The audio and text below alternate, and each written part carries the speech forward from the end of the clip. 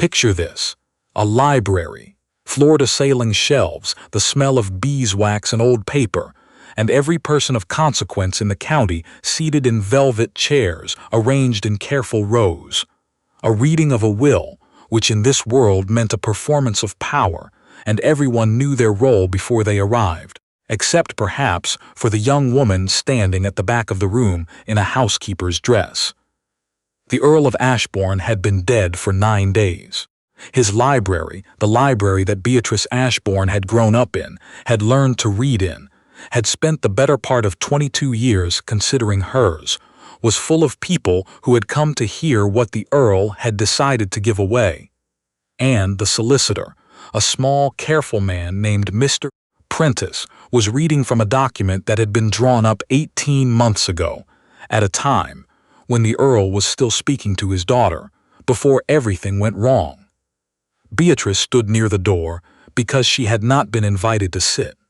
She was, as far as anyone in this room knew, Mrs. Aldbridge's new assistant, taken on 6 weeks ago to help with the linen inventory. She had kept her head down. She had answered to her middle name, which was plain enough not to draw attention. She had pressed sheets and catalogued silver and carried trays and listened.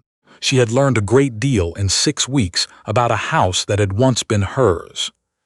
Mr. Prentice cleared his throat.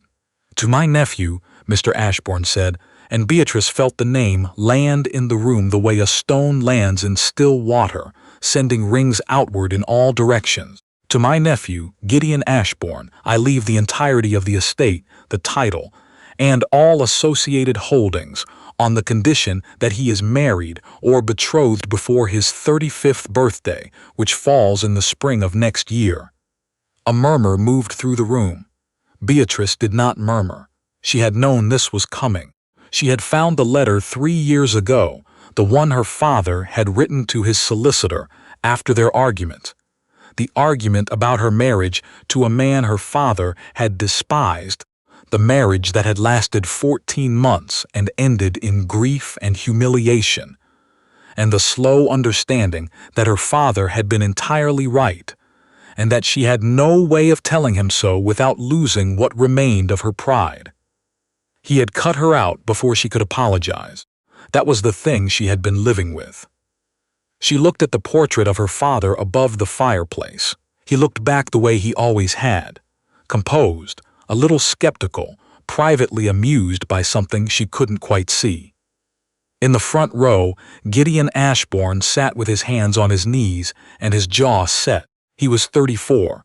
He had approximately 4 months. She folded her hands in front of her and waited for Mr. Prentice to finish. Beatrice had not planned to come back to Ashbourne Hall at all. The plan, insofar as she had one, had been to write to Mr. Prentice from London, identify herself as the Earl's legitimate daughter and only surviving child, produce the documents she had assembled with considerable difficulty over the preceding 2 years, and make the case that the will should be contested. She had evidence. She had dates. She had a letter, written in her father's hand and signed from the year before his death, that said things about his intentions that the will itself seemed to contradict. What she had not had was certainty about whether any of it would work. She had come to the house instead because she needed to understand what she was dealing with before she showed her hand. 6 weeks inside a household told you more than 6 months of legal correspondence. She had grown up watching her father's solicitors. She understood the value of information collected quietly before anyone knew to withhold it. What she had not anticipated was Gideon. She had known of him distantly. He was her father's brother's son, raised in Yorkshire, brought to the Hall perhaps 3 times in her childhood for Christmas, a boy who had been perfectly ordinary, which was to say she had not paid much attention to him. He had joined the army. He had come back. He had apparently, in the years since, become someone her father trusted enough to inherit everything she had grown up believing was hers. She had expected to resent him. She did resent him, in the abstract sense of resenting the situation. But resentment, she had found, required a certain amount of ignorance to sustain, and 6 weeks in his household had made ignorance difficult to maintain. Gideon Ashbourne was not what she had expected. He was up before the staff most mornings, which she had not anticipated. He ate in the kitchen when there were no guests, which shocked Mrs. Aldridge to the point of speechlessness for approximately 3 days before she accepted it as his nature. He knew the names of the tenants. He had spent 2 Saturdays in the village helping repair a roof that belonged to a family who could not pay for the labor themselves, and he had told no one about it, which meant Beatrice had only found out because the miller's wife had mentioned it to the fishmonger, and the fishmonger's delivery boy had mentioned it to Aggie in the scullery. She had noticed with the careful attention she was applying to everything, absolutely no idea what he was going to do about the condition in the will. She had heard him, on her 2nd week, speaking to Mr. Prentice in the study, not eavesdropping, precisely, standing in the corridor with a pile of folded linen, and the entirely reasonable professional necessity of waiting for the conversation inside to conclude before she knocked. "She cannot simply be invented," Gideon had said. "I will not pretend to be engaged to a woman who does not exist." Mr. Prentice had said something she couldn't hear. "Then find me one who does exist," Gideon had said, with the tone of a man who has reached the end of his patience and found nothing useful on the other side. Someone who understands the situation and is willing to enter into an arrangement. Beatrice had stood in the corridor with the linen and thought, for the first time, about a possibility that had not previously occurred to her. She let it sit for a week.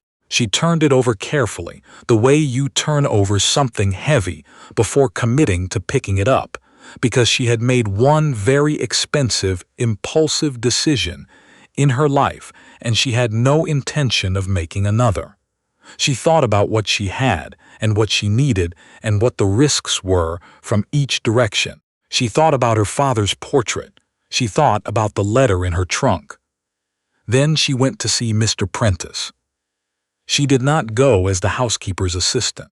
She went as herself, dressed plainly but correctly, in the clothes she had brought from London, and kept folded at the bottom of her trunk for the occasion she had known would come eventually.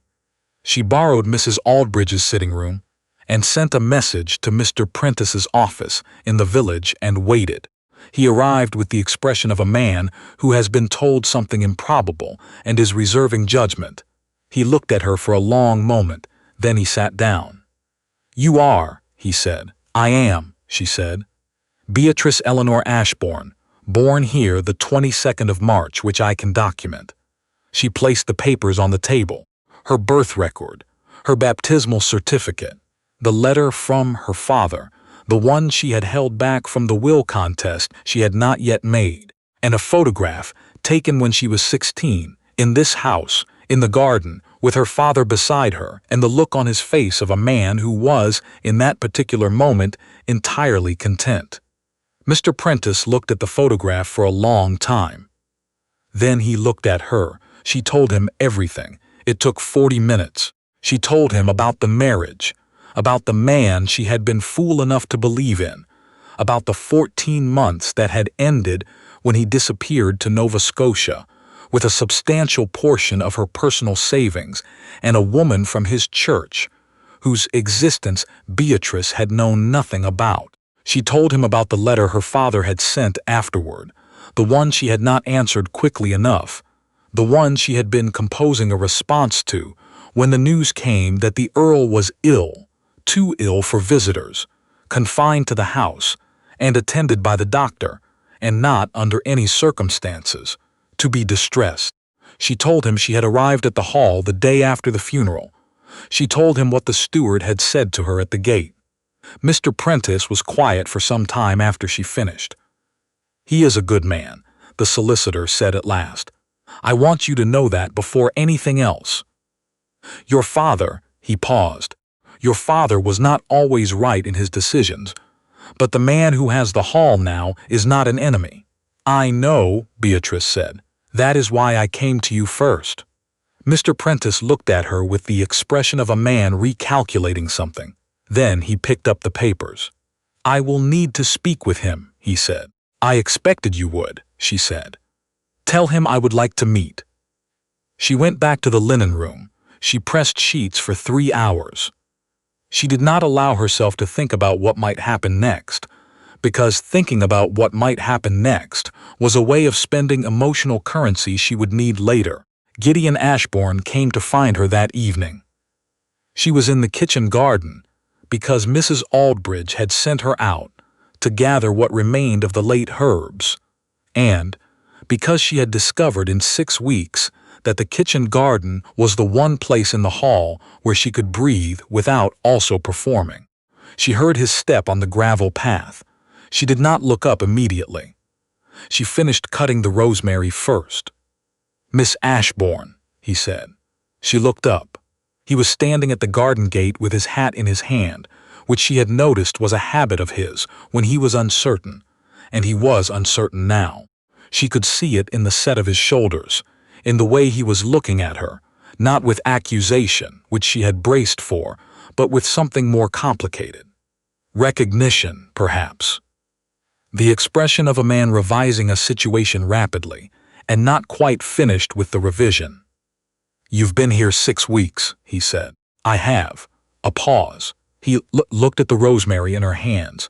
Then he looked at the hall behind her, the long stone facade going golden in the evening light, the windows of the library catching the last of the sun. "It was your father's house," he said. "Not a question." "It was my house," she said gently, with equal ownership in the matter. Something shifted in his face. He opened the gate and came into the garden, and he stood there for a moment in the fading light, and she watched him work through something without speaking, because she had learned that he was a man who needed a moment to think before he spoke, and she respected that. "Mr. Prentice tells me you have a letter," he said. "I do. He told me what it says." She waited.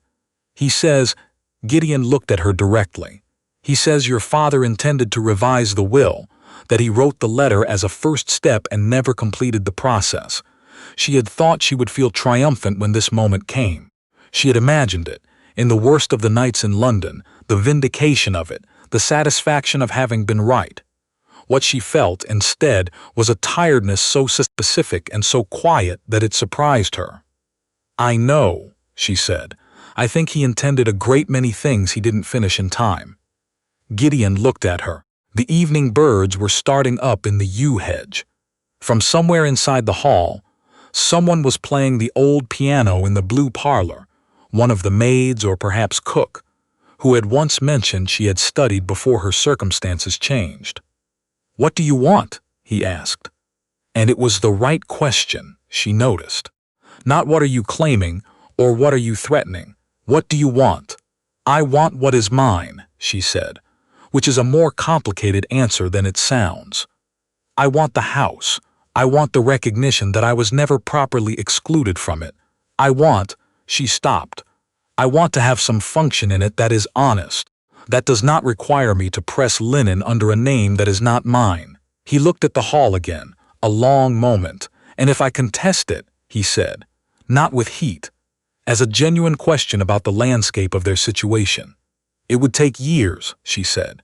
"You might win. The letter has ambiguities." She paused. "Or we could find another arrangement." He looked at her then. Not the revised look, not the calculating look. Something more direct than either. "Mr. Prentice mentioned," he said carefully, "that you had heard me speaking to him some weeks ago." "The corridor," she said. "Yes."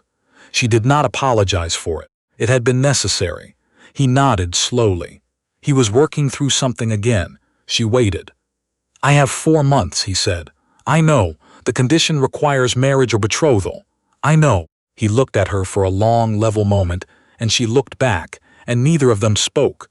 And the birds were very loud in the yew hedge, and the last light was pulling away from the windows of the library.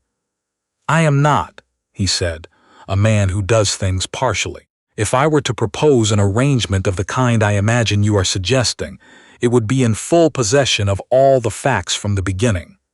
There would be no performance between us, no pretending to feelings that were not present. She held his gaze. "Nor from mine," she said. "And you would want," he said slowly, "some form of legal recognition of your original claim. Not the title," she said. "That is yours, and I do not want it. What I want is the house, or a portion of it. A settlement that acknowledges what my father intended and what was lost." She paused. "I want to be here honestly, not in a borrowed name with a pile of linen." Something crossed his face. Not quite a smile. "The precondition of one." "You are a great deal more practical than I expected," he said. "You are a great deal more honest than I expected," she said. He turned his hat over in his hands once. Then he looked at her steadily. "I will speak to Mr. Prentice again," he said. "And I would like," a pause, "I would like to speak to you again, not about the arrangement. About the house, about what you know of it. I have been here 8 months, and I suspect you know it better than I do in some ways that matter." She thought of the library. She thought of the kitchen garden, the proper order of the beds her father had planned. She thought of the loose stone on the east stairs that had been loose since she was 7, and that evidently no one had fixed because no one who now lived in the hall knew it was there. "All right," she said. He nodded. He put his hat back on. Then he paused at the gate. "The rosemary," he said, gesturing at what she was still holding. "Mrs. Aldridge likes it with the lamb. She's been attempting to grow it in a pot on the kitchen windowsill for the better part of a year with no success. It needs full sun and gravel drainage," Beatrice said. "You can't coddle rosemary. It does better if you leave it to manage itself." He looked at her. That precondition arrived again. "I'll tell her," he said, and he walked back to the hall. Beatrice stood in the kitchen garden in the fading light and looked at the rosemary in her hands and thought about what had just happened. Then she went inside. She found Mr. Prentice's second visit considerably different from the first. He arrived with a folder of documents this time, spread across the same sitting room table, and the three of them, herself, Gideon, and the solicitor, sat for 2 hours working through what was possible and what was not. The will was not easily contested. This was the honest assessment. The letter from her father was evidence of intent but not instruction, and intent without instruction, in law, was a door that might open or might not, depending on the judge, the county, the weather. What they could do was something adjacent, a settlement drawn up privately that acknowledged Beatrice's claim without requiring the will itself to be overturned. A portion of the estate held separately in her name, management rights over certain properties. And the engagement, Gideon said, would meet the condition in the will. Mr. Prentice looked at the table. "It would," he said carefully. "A real betrothal satisfies the terms. The condition does not specify the nature of the subsequent marriage, only that one be intended. And if the betrothal is later dissolved," Beatrice said. "Then the estate has already transferred," Mr. Prentice said. "The condition is met at engagement. Dissolution afterward would have no bearing on the inheritance." A silence. "I want to be clear about something," Gideon said. He was looking at the table with the expression of a man who has decided to say something before he loses the nerve, which was, she had noticed, another of his habits. He said difficult things directly. It was a quality she found unexpectedly restful. "I have no intention of entering an arrangement that dissolves." He looked at her. "That is not what I am proposing." She met his eyes. She had thought about this moment. She had tried to calculate it, to approach it with the same methodical clarity she had applied to the documents, the letter, the 6 weeks of linen pressing and listening. She had not, she found, managed to calculate it entirely. "I am aware," she said, "that I am not in a conventional position to be proposed to." "Neither of us is in a conventional position," he said. "That seems like a reasonable starting point." She looked at him. Outside the window, the kitchen garden was going dark, and the rosemary was still on the table where she had set it when she came in, because no one had moved it. "Tell me," she said, "what you think we would be, if we were to be honest about it from the beginning." He thought for a moment. He was one of those rare people she had found, for whom thought was genuinely preparation for speech rather than performance in lieu of it. Two people, he said, with a legitimate shared interest in a property, and, he paused, choosing the words carefully, the possibility of becoming something more than that, if we were honest with each other and did not pretend towards something that did not exist and did not deny something that did. She was quiet for a moment. And if what we found, in time, was something that did not grow beyond a practical arrangement, then we would have made each other's situations considerably better at no net cost to either party, he said. Which is not nothing. No, she agreed. It is not nothing.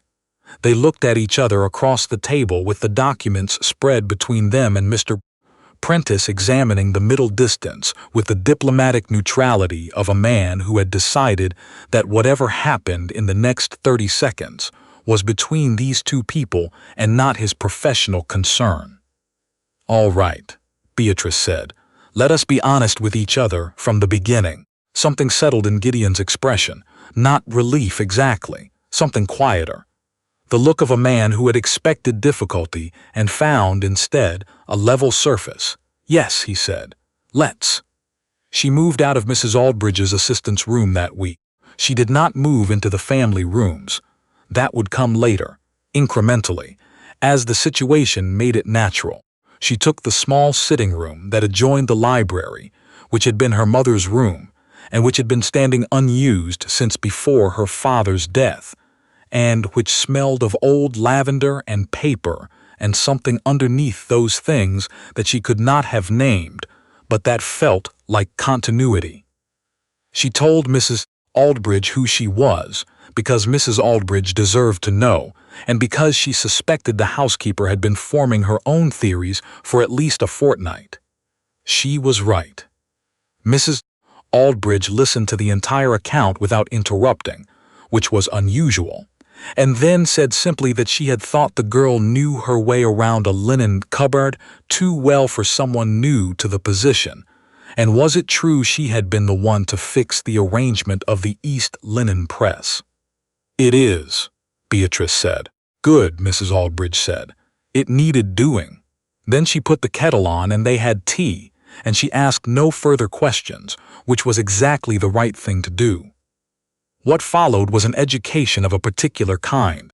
Beatrice knew the house the way someone knows the home they grew up in, which is to say, incompletely and intimately at the same time. She knew where the drafts came from, and where the light fell best in the afternoon, and which tenants had been on the estate longest, and which field had flooded every spring for 30 years without anyone having addressed the drainage.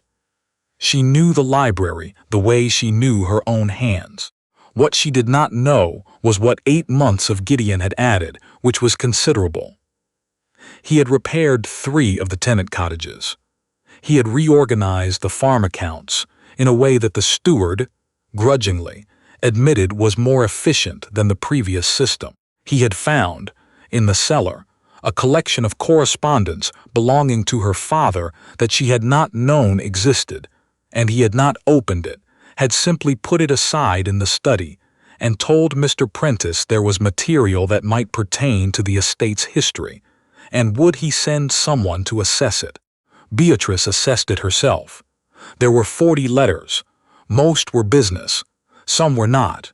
Near the bottom of the stack, wrapped in a different paper and tied with a different string, were 6 letters addressed to her, in her father's handwriting. Dated, the first of them, 3 months after their argument. She sat at the desk in the study for a long time. She did not read them immediately. She placed her hand on them, and she sat there with the fire burning down and the clock ticking and the knowledge that whatever was in them would rearrange things, and she needed a moment before she was willing to be rearranged. She read them that evening. Her father had not been a sentimental man. She had known this all her life, and she had not minded it, because sentimentality was different from love, and he had loved her completely even when he had expressed it primarily through argument. The letters were not sentimental. They were honest. They said what he had not been able to say aloud, which was that he had been wrong about how he expressed his disapproval, if not about the substance of it. They said that he had asked Mr. Prentice to locate her twice, and that Mr. Prentice had found her address, and that he had written this letter to send it, and then had not sent it, and then had written again and not sent that either, and that he was aware this was a failure of courage that did not suit a man of his disposition, and that he was ashamed of it. The last letter was dated 14 weeks before his death. It said, "I have revised the terms of the will. Mr. Prentice has the document. I would like you to come home." Beatrice sat with the letter for a long time. Then she went to find Gideon. He was in the library, which had become, she had noticed, a habit of his in the evenings. He had no particular reverence for the books themselves, which had startled her at first. He handled them practically, read what was useful, set aside what wasn't, but he seemed to find the room itself steadying, the same way she did, and she had come to understand that this was not coincidence. Her father had had the same quality. She stood in the doorway with the letters in her hands. He looked up. He saw her face. He set the book down. She told him about the letters. She told him about the last one. She told him about the document Mr. Prentice apparently had that contradicted the will she had been contesting for months. He listened the way he always listened, fully, without preparing his response while she spoke. Then he was quiet for a moment. "So the will I inherited," he said, "was not the will your father intended to be read." "It seems not," she said, "not at the end." He looked at the fire for a moment. She watched him work through it. This was the test, she had thought, since the moment she found the letters. This was the thing she had not been able to calculate in advance, the part that depended entirely on the person she had agreed to be honest with, and whether honesty was something he practiced only when it was convenient, or all the way down. He looked at her. "Then Mr. Prentice should produce the revised document," he said simply. She looked at him. "I am not going to inherit something that was not actually left to me," Gideon said. "That is not a principled position I am willing to abandon because the alternative is inconvenient." He paused. "The arrangement between us still stands if you want it, on whatever terms the revised will establishes. But the revised will is what should be read." Beatrice stood in the doorway of her father's library and looked at him across the room that had been hers from the beginning, and felt something she had been very careful not to feel over the preceding weeks, because it had seemed too risky and too early and too much like the mistake she had already made once. She felt something that was not strategic, that had nothing to do with the documents or the letters or the arrangement. She felt seen, not as the daughter with a claim, not as the practical woman who pressed linen and gathered rosemary, and assembled her evidence with the patience of someone who had been waiting 3 years to use it. Just as herself, she stood in the doorway and breathed. "All right," she said. Mr. Prentice, when contacted the following morning, was not surprised. He was the particular kind of unsurprised that suggested he had been anticipating this conversation for longer than he had been prepared to mention. He produced the revised document from a locked drawer in his office, and it said what the letter had said it would say, and he explained that he had not produced it at the reading because he had not been certain it superseded the earlier document, and had needed to seek counsel, and that the counsel he had received was that it did in fact supersede it, and that he had been in the process of preparing to present it when Miss Ashburn-Tuchel appeared in his sitting room as herself, and he had decided to see how the situation developed before introducing additional variables. Beatrice looked at him. He looked back with complete composure. "You were waiting to see what we would do," she said. "I was waiting to see what he would do," Mr. Prentice said. "I had a reasonable sense of what you would do. You are very like your father." She had expected this to sting. It did not. She thanked him. She went back to the hall. She and Gideon sat with the revised document for an hour and read it together carefully, because it was her document and also, structurally, not uncomplicated for him, and she thought he deserved to understand what it actually said. It left the hall to her. It left the farms to him. It left the matter of the title ambiguous, which was a typically practical decision from her father, who had understood that titles were less useful than land. The two of them together would occupy a situation that was, as Gideon observed, considerably stranger than most people's situations, but not unworkable, he said, if both parties were committed to the work. "Are you?" she asked. He looked at the document. He looked at her. "I was committed to it before I knew the document existed," he said. "That hasn't changed." She believed him. The following weeks were, she would think later, the clearest weeks of her adult life. The documentary complexity resolved itself the way document complexity does, when the right people apply consistent honesty to it. Slowly, then all at once. Mr. Prentice drew up a proper agreement. The engagement was formalized in the manner that satisfied the original condition in the first will, which still technically applied until the revised one was fully processed, and the county solicitors were notified, and the letters that needed writing were written. She wrote to 3 people she had been out of contact with since London. She wrote factually and without apology, which was harder than it sounded, because there was a part of her that wanted to explain herself and justify and provide context for every decision of the last 3 years. She resisted this. The facts were the facts. The people who mattered would understand them. Mrs. Aldbridge, who had said nothing further about the situation since their tea, appeared one morning with the linen inventory completed and corrected and updated, and said that if Miss Ashbourne— she paused. If the mistress had any amendments to the household arrangement, she would be glad to hear them, and that in her opinion the 3rd guest room had been used as a storage room for long enough. Beatrice thought about it.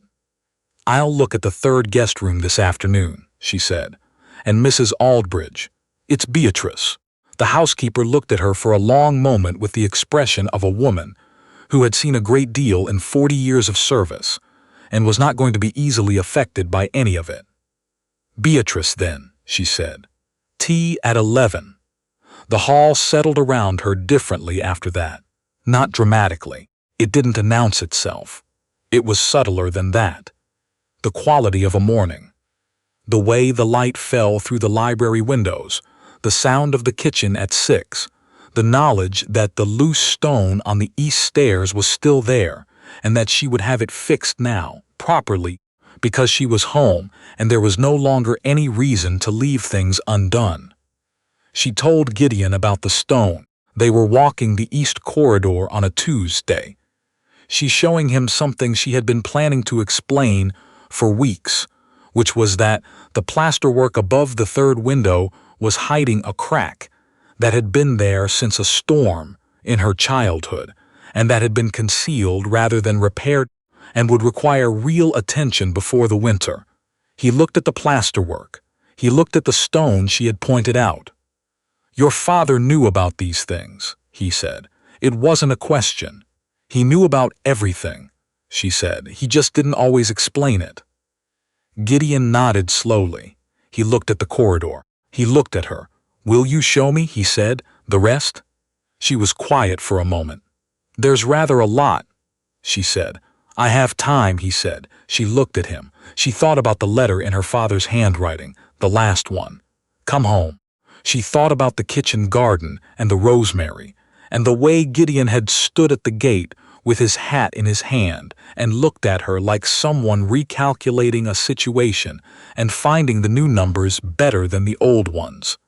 She thought about the library in the evenings, the fire, the two of them sitting with their respective books in companionable silence, which had begun happening sometime in the second week after she moved into her mother's rooms, and which neither of them had remarked upon, and which had continued happening because it was simply natural.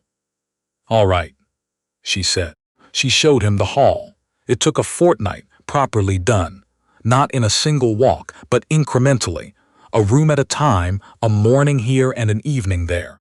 She showed him where the damp came in on the north side, and where the original windows had been bricked over, and why, and what her father had thought about the west wing, and why he had never done anything about it, and where her mother had planted the garden, and which parts of it had survived, and which had not, and what the kitchen garden looked like in spring, and which field flooded, and where the best light fell in every room at every time of day, because she had mapped it in childhood without knowing she was doing it, the way children absorb their homes. He listened. He asked the right questions, which were specific and practical, and occasionally touched something she had not expected to be touched, and she would pause and find the real answer and give it to him. On the last day of the fortnight, they were in the library. Late afternoon. The light was doing exactly what it did at that hour, which was come in, low and amber, through the south windows, and fall across the center table and make the room look, she had always thought, the way it must have looked the day it was built. She had told him about the room last. She had saved it. He looked at it quietly for a while. She let him. "Your father read to you here," he said. "It wasn't a question. Every Sunday morning," she said, "from the time I could sit still long enough." He looked at the shelves. He looked at the chair by the window, which was her father's chair, which she had not moved. "I am going to be honest with you about something," he said. She waited. "I have been in this library every evening for 8 months," he said, "and I knew I could feel that it had been built for someone else to live in. Someone who understood it. I could see the shape of that person in it." He paused. "I did not know it was you." She looked at him. The amber light was very warm. "But," he said, and he turned to look at her directly, "I am glad it is." She stood in her father's library and looked at this man who had spent 8 months filling it with respectful occupation, who had repaired the tenant roofs and reorganized the accounts, and saved the letters in a stack for someone else to open, who had decided in 45 seconds that a document he had not known existed should be produced regardless of what it cost him, and she thought, not for the first time, but more clearly than before, that whatever grew between them had been doing so for longer than she had allowed herself to notice. "I think," she said, "that we may have been honest with each other about the wrong things." He looked at her. "I said," she said, "when we agreed to this arrangement, that there would be no pretending toward feelings that were not present, and I have kept to that. But I have also," she chose the words carefully, "I have also not been pretending, when I should perhaps have been acknowledging." A silence. The light moved fractionally, the way afternoon light does, incrementally pulling away. "What are you acknowledging?" he said quietly. "That this is not," she said, "only an arrangement anymore.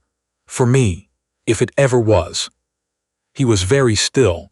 He had the quality, she had noticed from the beginning, of being genuinely present in a moment. Not planning ahead into it, not calculating, simply there.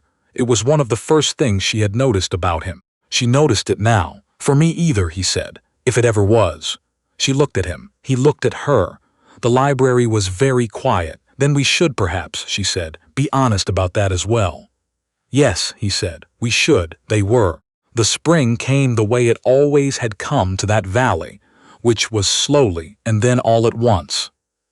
The plasterwork above the east corridor window was repaired. The drainage field was addressed, with considerable consultation between Gideon and the tenants who had been managing it themselves for decades and had opinions. The loose stone on the east stairs was replaced, and Beatrice stood on the new stone for a moment and felt nothing in particular about it, which she thought was the right response. The wedding was small. This had been agreed without much discussion, because neither of them had much patience for large occasions, and because the situation was complicated enough without adding 200 guests to it. The people who were there were the people who actually knew them, which turned out to be fewer and more significant than either of them had expected. Mr. Prentice attended. He said almost nothing during the celebration, which was consistent, and he shook Gideon's hand and looked at Beatrice with the expression of a man whose work had resolved well, which was the highest form of satisfaction available to him. Mrs. Aldridge made the cake. It was, by universal agreement, extraordinary. The library remained exactly as it was. They did not change the chair by the window, because it did not need changing. They added a second chair beside it, which they had found in the third guest room, which had been used as a storage room for long enough. On a Sunday morning, some weeks after the wedding, Beatrice sat in her father's chair with a book she had been meaning to read for 3 years, and Gideon sat in the chair beside her with something agricultural about drainage, which he had developed a genuine interest in. And the light came in the way it always had, low and amber and unhurried, and the hall was quiet in the way it was quiet when it was properly occupied. She was not performing anything. She was not managing a room or calculating a position or building a case. She was simply there in her father's library, in her home, reading. She thought briefly of the housekeeper's room on the 3rd floor, the borrowed name, the 6 weeks of pressed linen and gathered rosemary and careful observation. She thought of standing at the back of the library on the day of the will, reading in a gray dress with her hands folded, waiting to see what had been decided about her life. She thought about what she would say if someone asked her how she had gotten from there to here. She thought she would say, "I came home. That is all." The rest followed from that. She picked up her book. Outside, the kitchen garden was doing what it did in spring, which was everything at once. The rosemary was exceptional.